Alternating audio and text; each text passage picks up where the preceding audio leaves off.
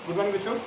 बेटा जानते हैं कि हम लोगों ने जो कंप्लीट किया, जो पढ़ा, वो पिछले economic hardships and hungers and popular rewards पढ़ा था। तो पढ़ा था economic hardship, economic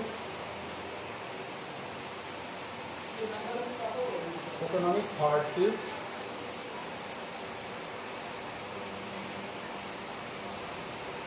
economic hardship. तो ये क्या था जो इकोनॉमिक हार्डशिप, थोड़ा सा हम समझ लेते हैं। जैसे जानते हैं कि 1914 से 1918 तक फर्स्ट वर्ल्ड वार कंटिन्यू किया था। 1914 टू 1918 तक फर्स्ट वर्ल्ड वार कंटिन्यू किया। और इस फर्स्ट वर्ल्ड वार का रिजल्ट क्या हुआ बच्चों कि बहुत ढेर सारे लोग मारे गए। फर्स्ट वर्ल्ड वार के बाद बच्चों इकोनॉमिक बूम चलता है। इकोनॉमिक बूम का मतलब क्या होता है? इकोनॉमिक बूम का मतलब फर्स्ट वर्ल्ड वार में बहुत ज़्यादा तेजी से डेवलपमेंट होता है। इकोनॉमिक बूम बहुत तेजी से डेवलपमेंट होता है और कारखानों का, क्योंकि फर्स्ट वर्ल्ड वार के बाद एक टाइम आता है, उस टाइम पे क्या हुआ कि सब कंट्री अपने आप को इवेल्युएट करना चाहते थे, अपने आप को इवॉल्व करना चाहते थे, अपने को डेवलप करना चाहते थे। तो इस वजह से दौर आता है डेवलपमेंट का, और उस डेवलपमेंट में नहीं, हम कह सकते हैं टेक्निकल डेवलपमेंट का दौर आता है। और बहुत ज़्यादा टेक्निकल चीज़ें प्रोडक्शन स्टार्ट हुआ, चीज़ों की कीमत डाउन हुई, लोगों ने बेटा बहुत ज़्यादा चीज़ें खरीदना शुरू कर दिया। उसके बाद ये घटना कब तक चलती है? 1929 तक। 1929 तक बच्चों क्या होने लगता है कि पूरा वर्ल्ड इकोनॉमी कोलैप्स होने लगती है। ठीक है, लोग चीज़ों को खरीदना बंद कर देते हैं। प्रोडक्शन कुछ ऐसा समझने की कोशिश करते हैं कि प्रोडक्शन दुनिया में बहुत तेज़ी से हुआ, लोगों ने चीज़ें खरीदी, फ्रिज सस्ता हुआ, गाड़ियाँ सस्ती हुई या रेडियो सस्ते हुए। मेरे कहने की तरफ टेक्निकल चीज़ें काफ़ी सस्ती हुई। उसका रिजल्ट, उसका आउटपुट क्या मिला कि लोगों ने खरीदना स्टार्ट किया। और लोगों ने जब खरीदना स्टार्ट किया तो लोगों ने अलग अलग तरीके से खरीदा। किसी के पास पैसे नहीं थे, EMI में खरीदा, अपना किस्त में खरीदा। और रिजल्ट क्या हुआ कि धीरे धीरे करके दुनिया किधर चली गई? इकोनॉमिक हार्डशिप की तरफ चली गई। इकोनॉमिक हार्डशिप का मतलब क्या हुआ? लोगों ने मार्केट में पैसा दौड़ाना बंद कर दिया, लोगों ने चीज़ें खरीदना कम कर दिया। और उसका रिजल्ट कहाँ कहाँ दिखने लगा? लोग जब चीज़ें कम खरीदेंगे, टेक्निकल चीज़ें कम खरीदेंगे या इंडस्ट्रियल प्रोडक्ट को कम खरीदेंगे, तो रिजल्ट क्या होगा कि इंडस्ट्रियल प्रोडक्ट्स का डिमांड मार्केट में घटेगी। ऑब्वियसली जब चीज़ें कम खरीदेंगे तो डिमांड मार्केट में घटेगी, और जब डिमांड मार्केट में घटेगी तो क्या होगा कि प्रोडक्शन कम होगा, फैक्ट्रियाँ कम प्रोडक्शन करेगी। प्रोडक्शन कम होगा तो ऑब्वियसली जो प्रोडक्शन में इंगेज लोग हैं उनको प्रोडक्शन से निकाला जाएगा, तो वो एक तरीके से अनएम्प्लॉयमेंट जनरेट होगा। ठीक है, अनएम्प्लॉयमेंट जनरेट होगा। कुछ ऐसी कंडीशन जनरेट हुई 1929 के आसपास। 1929 से 1931 के बीच की मैं कहानी बता रहा हूँ। इस दौर पे क्या हुआ, पूरी दुनिया फाइनेंशियल क्राइसिस से पास आउट हुई। उसी दौर को हम इकोनॉमिक हार्डशिप के नाम पे जानते हैं, इसके नाम से जानते हैं। That is known as a economic hardship.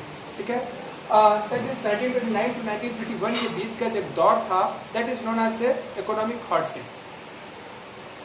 इसमें क्या था, मैंने अमेरिका के बारे में बताया कि ग्रेट डिप्रेशन आ गया अमेरिका में बच्चों।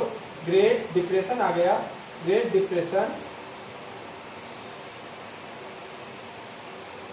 डिप्रेशन आया। और उसका रिजल्ट क्या हुआ बच्चों कि 4000 बैंक, कितनी? 4000 बैंक्स और लगभग 1 लाख फैक्ट्रीज या इंडस्ट्रीज, क्या हो गई बच्चों? बंद हो गई।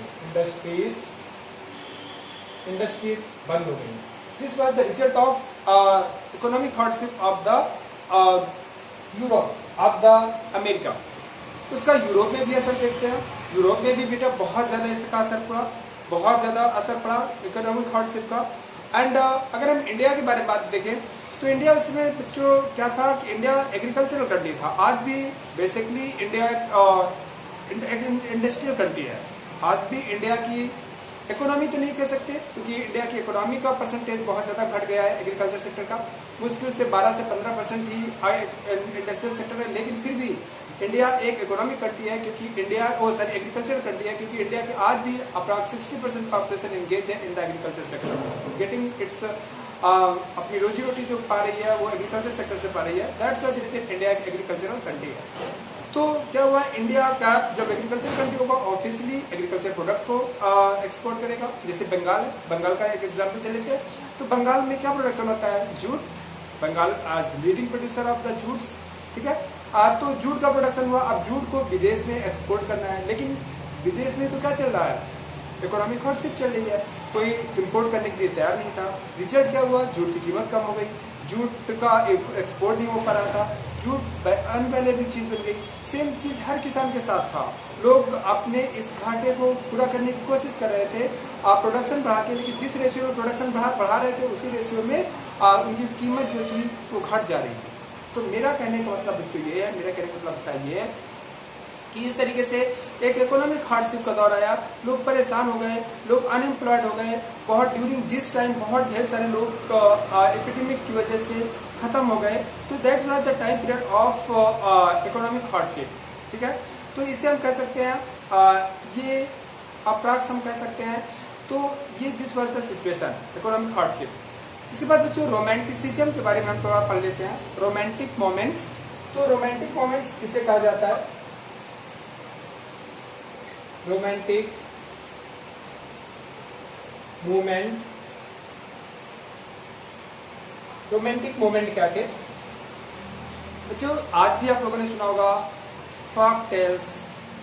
अपने देश की जब हम कहानी सुनते हैं, गौरवमयी कहानी सुनते हैं, या हम कुछ गाने सुनते हैं, जैसे 15 अगस्त को जो गाने बजते हैं या 26 जनवरी को जो गाने बजते हैं, उनको सुन करके मुझे लगता है कि बहुत ढेर सारे लोगों के अंदर एक फीलिंग जनरेट हो जाती है अपने देश के पैट्रियोटिक्सिज्म की, मतलब देशभक्ति की फीलिंग्स जनरेट होती है। तो यही अपने फॉक डांसेस के थ्रू, सॉन्ग्स के थ्रू, स्टोरीज के थ्रू लोगों के अंदर फीलिंग ऑफ नेशनलिज्म जनरेट करने को ही हम लोग रोमांटिक नेशनलिज्म या romantic feeling of national feelings के नाम से जानते हैं।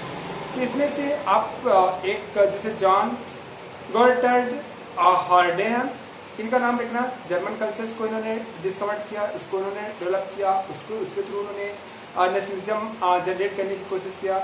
या कुछ एग्जाम्पल, कुछ एक आर्टिस्ट हैं, उनका नाम ध्यान देखना, क्या नाम था, कैरोल कॉर्पिंस। तो उनका नाम याद रख लेना, ये आर्टिस्ट थे, बहुत बड़े आर्टिस्ट थे। तो इन्होंने कुछ ऐसे पिक्चर बनाए, कुछ आर्ट बनाए जिसके थ्रू नेशनलिज्म जनरेट हुआ। या कुछ सॉन्ग्स हैं जैसे मेरे वतन के लोगों, ठीक है, तो गाना बजता है तो देखो लोगों के अंदर अपने से एक फीलिंग ऑफ नेशनलिज्म जनरेट होती है, इसी वजह हम लोग रोमांटिक फीलिंग्स कहते हैं। तो ये नाम याद रख लेना, यही इंपॉर्टेंट है। 1 नंबर का क्वेश्चन आएगा, अगर ज़्यादा भी आता है, 3 नंबर का भी आता है, you can explain with these information, ठीक है। अब हम लोग जो पढ़ेंगे, वेरी इंपॉर्टेंट टॉपिक स्टार्ट करेंगे, दैट इज फ्रैंकफर्ट असेंबली, ठीक है। हम लोग फ्रैंकफर्ट असेंबली के बारे में बात करेंगे और फ्रैंकफर्ट असेंबली के बारे में डिस्कस करेंगे कि फ्रैंकफर्ट असेंबली क्या थी, कैसे हुई, क्या दौर था इसका, ठीक है, यही जानने की कोशिश करते हैं। तो अब हम लोगों का जो नेक्स्ट टॉपिक होगा वो फ्रैंकफर्ट असेंबली होगा। फ्रैंकफर्ट असेंबली, जो फ्रैंकफर्ट असेंबली, फ्रैंकफर्ट असेंबली क्या था, इसको हम थोड़ा सा जानते हैं, विस्तार से जानने की कोशिश करते हैं। बस 2-3 दिन में ये चैप्टर को खत्म कर लेंगे, इसके बाद फिर हम अच्छा एक टॉपिक स्टार्ट करेंगे, लेकिन आप लोग पढ़ते रहिए। तो फ्रैंकफर्ट असेंबली क्या था कि जर्मनी, अब हम जर्मनी को थोड़ा सा जानने की कोशिश करते हैं कि आज जो जर्मनी, जहाँ की इस समय चांसलर एंजेला मार्केल है। एंजेला मार्केल इस समय एक यूरोप का एक अच्छा देश, एक डेवलप्ड देश एंड एक पावरफुल कंट्रीज के रूप में जाना जाता है जर्मनी। जर्मनी का कुछ चीज़ें बहुत ज़्यादा फेमस है, जैसे जर्मनी में एक प्लेट्यूज है, road plateaus, which is very much famous for minerals. इस वजह से हम लोग छोटा नागपुर प्लेट्यूज को रोड प्लेट्यूज कहते हैं, ठीक है, रोड प्रदेश कहते हैं, क्योंकि उसी पे, क्योंकि छोटा नागपुर प्लेट्यूज में भी हमें काफ़ी मिनरल्स मिलते हैं। तो ऑन दैट, तो मेरे कहने का मतलब जर्मनी एक बड़ी फेमस कंट्री, बर्लिन कैपिटल, और आप लोगों ने पढ़ा भी होगा हिटलर के बारे में, वो जर्मनी से रिलेटेड थे, ठीक है, और जूस, यहूदी, है ना, एंड क्या नाम, आपके क्रिश्चियंस, ये वहाँ की मेन पॉपुलेशन है, तो जर्मन लैंग्वेज बोली जाती है, ठीक है। तो और यूरोप के बड़े कंट्रीज में से काउंट किया जाता है फ्रांस, जर्मनी, यही वहाँ की एरिया के हिसाब से। अगर रशिया को हटा दिया जाए, रशिया तो दुनिया का सबसे बड़ा कंट्री है, हैविंग द एरिया ऑफ 1,70,00,000 पर किलोमीटर स्क्वायर, जबकि पूरे धरती का एरिया, धरती लैंड एरिया, हम धरती का एरिया नहीं कहते हैं, लैंड लिथोस्फीयर का एरिया, वो लगभग 14 पॉइंट कुछ करोड़ किलोमीटर स्क्वायर है। उसमें से 1.7 करोड़ तो केवल रशिया के पास है, बाकी के जो बचे 12 crore, approx 12 point something crore, उसमें पूरे मोर देन 200 कंट्रीज डिवाइडेड है। तो मेरे कहने मतलब जर्मनी एक पावरफुल कंट्री है यूरोप का प्रेजेंट टाइम में भी। ये जर्मनी, जिस जर्मनी को आज हम इस रूप में देखते हैं, अब हमारे दिमाग में सेट हो गया कि ये क्या था इसका इतिहास। तो ये बच्चों उसमें 39 पार्ट में बटा हुआ, कितने पार्ट में? 39 पार्ट में, छोटे छोटे पार्टों में बटा हुआ था। और ऐसे कितने पार्ट थे? 39 पार्ट थे, जिनको मिलकर क्या जर्मनी बना हुआ, ठीक है। ये दैट वाज डिवाइडेड 39 पार्ट्स, ठीक है। और ये 39 की अपनी अलग सारी चीज़ें अपनी अलग थी, ठीक है। इनका कल्चर अलग था, इनका लैंग्वेज सेम था, इनका कल्चर क्या, जब लैंग्वेज सेम होगा तो यूरोप में बेटे कल्चर लैंग्वेज से ही टाई अप करती है। तो लेकिन इनका क्या अलग क्या था? सब जगह के अलग अलग राजा थे, सब जगह का अलग अलग एडमिनिस्ट्रेटिव सिस्टम था, सब जगह के अलग रूल्स थे, सब जगह की अपनी कैपिटल थी, सबकी अपनी आर्मी थी, सबकी अपनी करेंसी थी। ऐसे अरे भाई सीधी बात है, अलग देश होगा, अलग कंपायर होगा तो अलग करेंसी होगी, अलग मेजरमेंट सिस्टम होंगे। आज तो पूरी दुनिया का मेजरमेंट सिस्टम एक है, 1 किलो चाहे हम यहाँ लें, 1 लीटर चाहे हम यहाँ प्लस ही पिए, चाहे 1 लीटर अमेरिका में पिए, 1 लीटर मतलब 1 ही लीटर रहेगा, ठीक है। 1 मीटर क्लॉथ लेंगे, चाहे यहाँ लें, चाहे अमेरिका में लें, चाहे जापान में लें, वो 1 मीटर ही रहेगा, क्योंकि पूरी दुनिया ये इंटरनेशनल सिस्टम ऑफ मेजरमेंट है।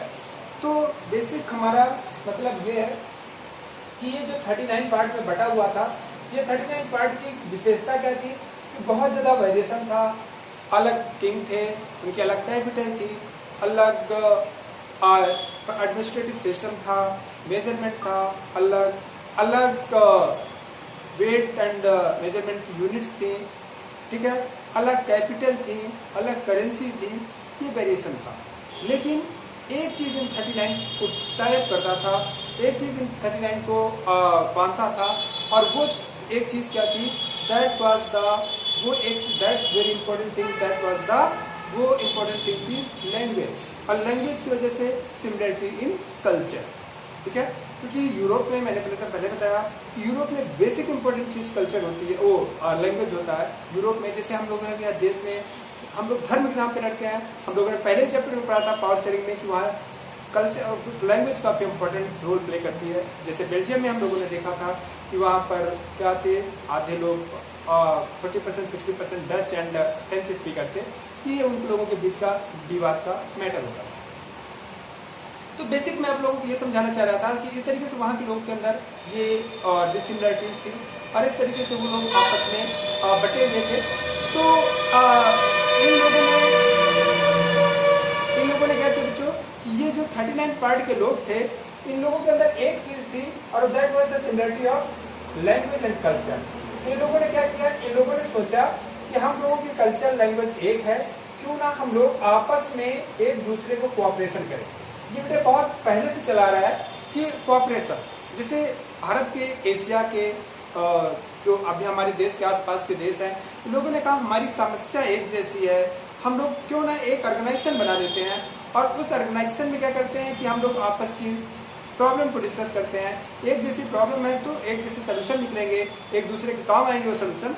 तो इस वजह से इस लोगों ने मिलकर के एक ऑर्गेनाइजेशन बनाया, जिसको हम लोग क्या कहते हैं, SAARC, South Asian Association Regional Cooperation, ठीक है, सार्क, ठीक है, जिसके 7 मेंबर्स भारत, पाकिस्तान, बांग्लादेश, श्रीलंका, नेपाल, भूटान, ये एक सब कॉन्टिनेंट जैसे बनाते हैं। एशिया का तो कॉन्टिनेंट है, लेकिन एक एशिया का पार्ट, बड़ा पार्ट बनकर के सब कॉन्टिनेंट बनाते हैं। तो इस तरीके से जिसमें भारत एक बिग ब्रदर की रोल पे रहता है, तो इन लोगों ने ऐसा बनाया। तो इसी तरीके से इनके अंदर बहुत ज़्यादा सिमिलरिटी थी, तो इन लोगों ने कहा कि चलो यार मिलकर के एक असेंबली बनाते हैं, और वो असेंबली क्या करेगी, हम लोगों के बीच में जो कंट्रोवर्सीज हैं, हम लोगों के बीच में जो विवाद होते हैं, हम लोगों के बीच में जो भी प्रॉब्लम्स आती हैं, उन प्रॉब्लम का सलूशन करेगी ये क्या कहते हैं, और ये फ्रैंकफर्ट असेंबली, ये टारगेट था। ये फ्रैंकफर्ट असेंबली हम लोगों के बीच के जो आपसी विवाद हैं उन प्रॉब्लम्स को सॉर्ट आउट करेगी, उन प्रॉब्लम का सोल्यूशन करेगी। और इस वजह से इन लोगों ने क्या कहा कि एक चलो हम लोग एक बनाते हैं, क्या फ्रैंकफर्ट असेंबली बनाते हैं। और इस तरीके से एक असेंबली बनाया, उस असेंबली को कहा जाता है first elected assembly of this German speaking area. तो ये क्या थी, इलेक्टेड असेंबली थी। क्या थी जो इलेक्टेड असेंबली, इलेक्टेड असेंबली का फॉर्मेशन क्या था, ये पहली। तो फ्रैंकफर्ट क्या था, फ्रैंकफर्ट एक बेटे जर्मनी का शहर है। तो फ्रैंकफर्ट शहर पे उन्होंने क्या किया, उन्होंने कहा कि हम लोग एक असेंबली बनाते हैं। और एक, अब मैं बार बार बता रहा हूँ बेटा, ये इलेक्टेड कहा जाता है कि ये इलेक्टेड असेंबली थी। और इसके जो मोस्ट ऑफ मेंबर थे वो सारे मेंबर्स बच्चों क्या थे, most of member self employed member थे। सेल्फ एम्प्लॉयमेंट मतलब कोई गवर्नमेंट के अंडर में नौकरी नहीं करता था, राजा के अंडर में नौकरी नहीं करता था, जिसकी वजह से उसके अंदर ये फीलिंग्स नहीं थी कि हम राजा का पक्ष लें या राजा को आप सपोर्ट करें। क्योंकि भाई ऑफिशियली है कि अगर आप राजा के अंडर में काम करेंगे तो आप राजा के जैसे राजा की पॉलिसी को फॉलो करने की नहीं। ये लोग सेल्फ एम्प्लॉयड लोग थे। सेल्फ एम्प्लॉयड, कोई बिजनेसमैन था, कोई डॉक्टर था, कोई इंजीनियर था, कोई है ना, ऐसे थे, कोई बहुत बड़ा बिजनेसमैन था, ऐसे लोग थे बेसिक इसमें, इस फ्रैंकफर्ट असेंबली में। और इस फ्रैंकफर्ट असेंबली में कितने मेंबर थे, 831। कितने मेंबर थे, 831 मेंबर्स। कितने members, how many members were in the Frankfurt assembly, 831 members थे फ्रैंकफर्ट असेंबली में। तो कितने मेंबर थे, 831 मेंबर थे इन फ्रैंकफर्ट असेंबली में। क्या थे फ्रैंकफर्ट असेंबली, फ्रैंकफर्ट एक शहर है, वहीं पर इसकी मीटिंग होती थी। फ्रैंकफर्ट शहर के एसटी पॉल चर्च में, किस चर्च में, ST Paul Saint George church में, सेंट जॉर्ज चर्च में इसकी मीटिंग होती थी। इस वजह से फ्रैंकफर्ट शहर के नाम पर इस असेंबली का नाम फ्रैंकफर्ट असेंबली बनाया रखा गया।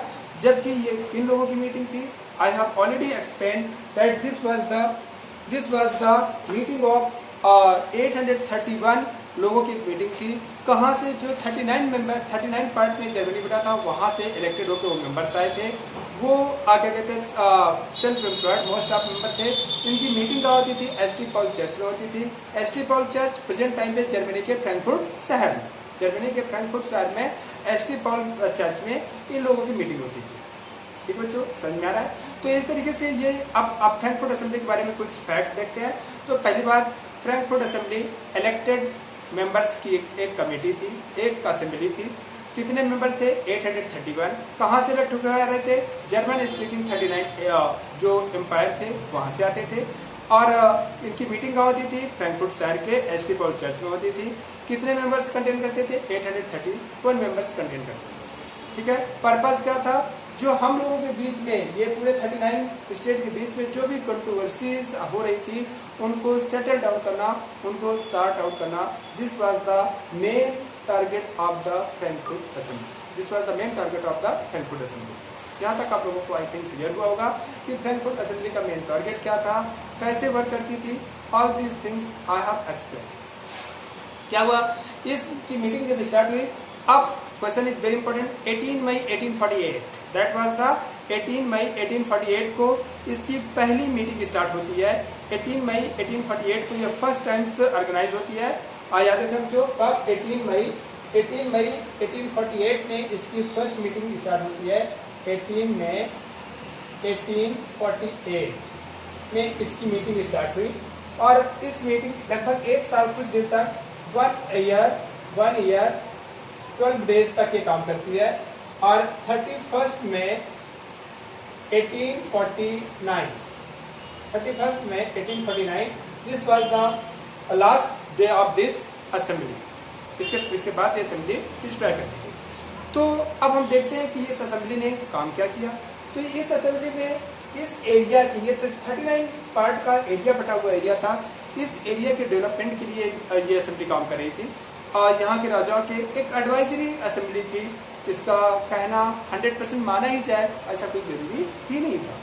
तो ये बच्चों, ये 39 मेंबर्स की मीटिंग जब ऑर्गेनाइज हुई तो इन लोगों ने धीरे धीरे मीटिंग में पाया क्या कि अगर इन लोगों ने सोचा, कैसी सोच, वही सोच जो मैजनी की सोच थी कि पैचवर्क एम्पायर की जगह पर उसे ज्वाइन करके क्या बना दिया जाए, एक नेशन स्टेट बना दिया जाए। पैचवर्क एम्पायर यानी पैचवर्क यानी टुकड़ों की जगह हम क्या बना दें, नेशन स्टेट। नेशन स्टेट का फॉर्मेशन करें in place of the patchwork empire पर हम लोग किसका फॉर्मेशन करें, नेशन स्टेट का फॉर्मेशन करें।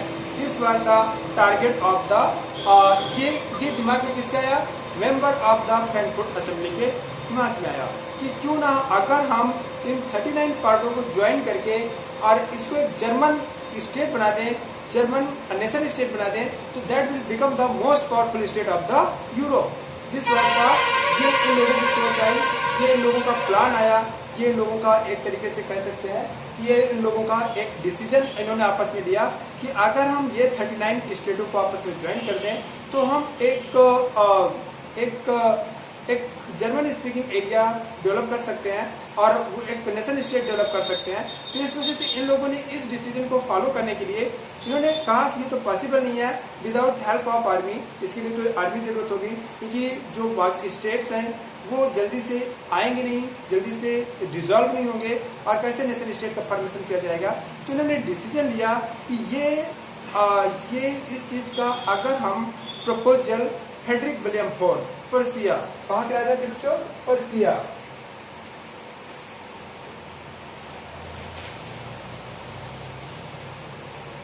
पर्सिया के राजा फ्रेडरिक विलियम फोर्ड, किसको, प्रसा कहीं प्रसा लिखा मिलता है, कहीं पर्सिया लिखा मिलता है। पर्सिया के राजा फ्रेडरिक विलियम फोर्ड, उस समय कौन थे राजा, फ्रेडरिक विलियम फोर्ड के पास इस असेंबली ने एक प्रपोजल भेजा और वो प्रपोजल क्या था कि अगर फ्रेडरिक विलियम फोर्ड एग्री हैं, if Frederick William fourth is agree, तो हम आपके लीडरशिप में यानी आपकी आर्मी को और आपके लीडरशिप में इन सारे 39 स्टेट को ज्वाइन करके एक नेशन स्टेट बनाना चाहते हैं और उनको प्रपोजल ये था कि you will be the king of that United, जो यूनाइट होकर के जर्मनी बनेगा, जर्मनी स्पीकिंग एरियाज को लेकर के ये 39 को ज्वाइन करके जो कंट्री बनेगा, जर्मन नाम दिया जाएगा और आप उस देश के किंग होंगे। लेकिन वही असर जैसा मैजनी का, लेकिन you will be the king only for the name because real power will be present in the hands of the elected representative. ठीक है, यानी जो इलेक्ट होकर के सरकार बनेगी, जैसे इंग्लैंड में जो इलेक्ट होकर सरकार बनती है उसके पास रियल पावर होती है, राजा केवल नाम का होता है। इंडिया में भी प्रेसिडेंट केवल नाम के होते हैं, इलेक्टेड हेड प्राइम मिनिस्टर सब कुछ होता है। तो वैसे ही उन्होंने कहा you will be the only for the name, आप नाम के लिए राजा रहेंगे but real power will be present in the hands of the elected body. ये प्रपोजल भेजा क्या किसके पास बेटे, Frederick William fourth, king of Persia, जिनके चीफ मिनिस्टर कौन थे, बिस्मार्क। अब बेटे ये तो प्रपोजल गया, आपको मैंने ये बताया कि क्या थी फ्रैंकफर्ट असेंबली, मैंने बताया था 831 मेंबर की असेंबली, कहाँ के इलेक्टेड, तो जो 39 स्टेट थे तो उनकी स्टेट क्या पैचवर्क एम्पायर थे वहाँ से चुन के आए थे। का वर्क क्या था, जो 39 के बीच में कंट्रोवर्सीज है इसको खत्म करना बातचीत के माध्यम से। मीटिंग का होती थी, फ्रैंकफर्ट शहर में होती थी, कितने मेंबर्स थे उसके 831, किस जगह होती थी, सेंट पॉल चर्च में। क्लियर है, इतना आप लोगों को समझ में आया। और क्या इसका टारगेट, क्या पर्पस, क्या किस पर्पस से बनेगी, टारगेट क्या बना, टारगेट को फुलफिल करने के लिए प्रपोजल किसको भेजा गया, फ्रेडरिक विलियम फोर्ड के पास प्रपोजल गया। अब फ्रेडरिक विलियम फोर्ड कैसे डिसीजन लेंगे, भाई हम ऑफिशियली जानते हैं कि अगर हम किसी एक क्या कहते हैं चोर के पास प्रपोजल लेके जाएंगे कि चलो चोरी करने चलते हैं, तो कहेगा चलो चलते हैं। लेकिन अगर उससे कहा जाए कि चलो क्या कहते हैं ईमानदारी दिखाते हैं, तो पागल होगा क्या, ये सब जवाब देगा, पगला गया होगा, तो ठीक है। अगर एक बहुत ईमानदार है जिसका चलो चोरी करने चलते हैं, तो कहेगा कि पगला गया होगा, हम ईमानदार इंसान ही नहीं। तो मेरा कहने का मतलब है कि नेचर बहुत कुछ इम्पोर्टेंट करता है आपके डिसीजन को। तो फ्रेडरिक विलियम फोर्ड का नेचर क्या था बच्चों, वो एक डिवाइन थ्योरी पे विश्वास करता था, divine theory of the king पे विश्वास करता था। Divine theory of the king क्या था कि भगवान का रूप होता है राजा। Divine theory of the king ये कहती है कि राजा भगवान का रूप होता है, राजा क्योंकि भगवान सब जगह नहीं जा सकते, तो राजा बना दिए। और राजा क्या करेंगे, राजा भगवान है, भगवान ने उनको राजा बनाया है, इस वजह से राजा की बात को मानना 100%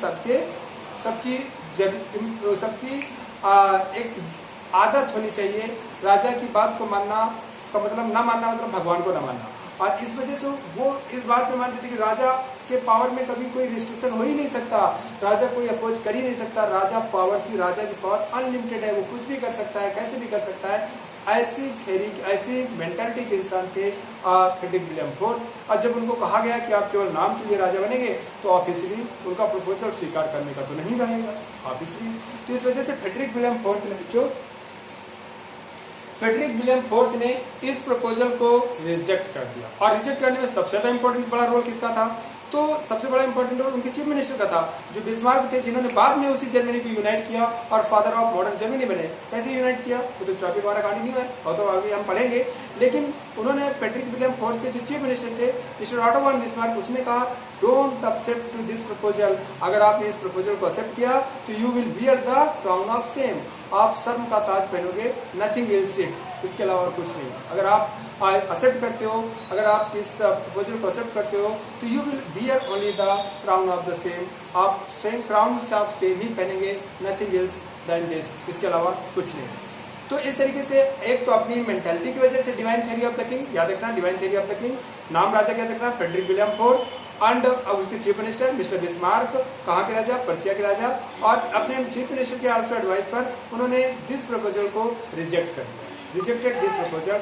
और not only rejected this proposal बल्कि उन्होंने फ्रैंकफर्ट असेंबली में के जो बाकी राजा थे जर्मनी स्पीकिंग एरिया के दूसरी जगहों के जो 39 बाकी 38 बचे वो थे, उनको इन्फॉर्मेशन दे दिया कि इफ यू आर, आपने जो असेंबली बनाई है ना ये सबको इवेलुएट खत्म कर देगी, सारे राजाओं को खत्म करने की प्लानिंग कर रही है। तो बाकी राजाओं के आगे पहुंची और बहुत मारी, एक दोबारा कलेक्ट हुए, मतलब बहुत मारी नहीं लेकिन उन्होंने रिस्ट्रिक्टेड कर दिया उस असेंबली को खत्म कर दिया। और इस तरीके से असेंबली एक रास्ता दिखा करके 31 मई 1849 को अपनी आखिरी बार असेंबल्ड होने के बाद खत्म हो गई। उसने एक और रास्ता दिखाया कि अगर ऐसा कर दिया जाए तो बेटर होगा। बाद में वो ऐसा ही हुआ और करने वाला कौन था? बिस्मार्क। ये थी बेटा फ्रैंकफर्ट असेंबली। अब इसमें जो कभी कभी एक छोटा सा क्वेश्चन आ जाता है, तो what was the role of the womens in the Frankfurt assembly. तो वोमेन्स के बारे में हम यही कहेंगे बेटा कि वोमेन्स थोड़ा राजनीतिक पॉलिटिकली अवेयर हो रही थी, तो वो भी आगे आगे हो रही थी, हमको भी पार्टिसिपेट कराया जाए, हमको भी पार्टिसिपेट कराया जाए, आगे आगे होने की आदतें होती है। तो उन्होंने कहा हम भी पार्टिसिपेट करेंगे, हम भी पार्टिसिपेट करेंगे। तो फ्रैंकफर्ट असेंबली थोड़ी सेंसिटिव असेंबली थी, तो इस वजह से उन्होंने कहा यार इनको पार्टिसिपेट करवा लो लेकिन इनका कोई रोल इंपॉर्टेंस ना दो। तो what was the role of the Frankfurt assembly? तो आप लोग बेटा एनसीईआरटी बुक में देखना एक इमेज बना है और उस इमेज में दिखाया गया है कि फ्रैंकफर्ट असेंबली में मीटिंग चल रही है और एसटी पॉल चर्च में एक फ्रैंकफर्ट असेंबली की मीटिंग चल रही है और उसकी विजिटिंग गैलरी में लेडीज खड़ी हुई दिखाई गई हैं। और तो लेडीजों को, केवल लेडीज ग्रुप को ये अलाउड किया गया कि यू कैन सी द मतलब यहाँ की एक्टिविटी, यहाँ की डिसीजन को आप ऑब्जर्व कर सकते हो and on standing on the gallery, visiting gallery, बाकी आप डायरेक्टली पार्टिसिपेट करने के लिए अलाउड नहीं हो। तो this was the role of the womens in the Frankfurt assembly. They were allowed only to stand in the visiting gallery to observe the activity of the Frankfurt assembly. बस इतना आपको याद रखना है और ये आपकी फ्रैंकफर्ट असेंबली है जिससे आपको बहुत अच्छे से याद रखना है। बाकी इसके बाद का टॉपिक बच्चों यूनिफिकेशन ऑफ जर्मनी जो चलेगा, यूनिफिकेशन ऑफ इटली चलेगा, यूनिफिकेशन ऑफ ग्रेट ब्रिटेन चलेगा, इनको हम लोग दो को एक दिन में पढ़ेंगे और मैक्सिमम इस हफ्ते में हम इस चैप्टर को खत्म कर लेंगे। ठीक है, इस हफ्ते में एटलीस्ट मंडे तक काम इसे खत्म करेंगे। आफ्टर दैट फिर हम नेक्स्ट नया चैप्टर स्टार्ट करेंगे, रिवीजन का काम हम लोगों का रुक जाएगा। ओके बच्चों, तो आप लोगों को आई थिंक समझ में आया होगा। आप लोग समझो, पढ़ाई करो और क्वेश्चन के जवाब जरूर दिया करो यार। मैं बार बार कह रहा हूँ कि क्वेश्चन का जवाब ना देना, जो लड़के जवाब देते हैं उनका ऑफिशियली है कि उनका नाम दिमाग में रहेगा और इंटरनल नंबर अफेक्टेड होते जरूर हैं। जब ऑफिशियली है कि सबको फुल में फुल नहीं दिए जा सकते, रिजल्ट क्या होगा फिर देखा जाता है कौन जवाब देता रह जाता, कौन अच्छा एक्टिव था, ये सब चीज़ें होती है। तो इस वजह से जो क्वेश्चन में भेजता हूँ पढ़ने के बाद उनका जवाब जरूर लिखो ताकि तुमको समझ में आए, मैं भी देख सकूं कि हाँ मेरे स्टूडेंट कितना एनालाइज कर रहे हैं और कितना अच्छा आंसर लिखते हैं। ये चीज़ ध्यान जरूर देना बेटा। जरूर देखो वीडियो और वीडियो देखने के बाद उसका आंसर जरूर लिख करके भेजो, इससे तुम्हारी भी प्रैक्टिस होगी और मुझे भी लगेगा कि हाँ आप लोग पढ़ पा रहे हो, अच्छा समझ पा रहे हो। Okay, thank you.